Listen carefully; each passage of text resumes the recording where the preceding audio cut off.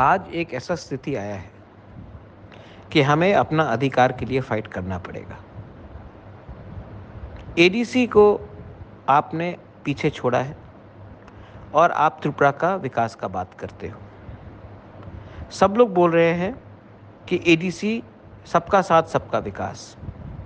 आप मुझसे एक सवाल का जवाब दीजिए। 99% ने बोला है कि कॉकबोरोक रोमन स्क्रिप्ट में होना चाहिए। तभी भी स्टेट गवर्नमेंट का ओपिनियन है कि कॉकबोरोक रोमन स्क्रिप्ट में नहीं होना चाहिए। क्यों? क्योंकि ये लोग नहीं चाहते हैं कि हम इंग्लिश लैंग्वेज सीखें। इंग्लिश लैंग्वेज सीखने से कॉकबोरोक में कल हमारा बच्चा लोग अच्छे स्कूल में जाएंगे, इंजीनियर बनेंगे, डॉक्टर बनेंगे, लॉयर बनेंगे और नॉर्थ ईस्ट से भी बाहर जाकर, जैसे मिज़ोरम, मेघालय, नागालैंड, वहाँ के बच्चे लोग भी जो बाहर जाकर उनको अच्छे तरीके से नौकरी मिलता है, अलग अलग सेक्टर्स में नौकरी मिलता है। लेकिन गवर्नमेंट ये बात मान नहीं रही है। एडीसी को ये लोग बोलते हैं कि सबका साथ सबका विकास।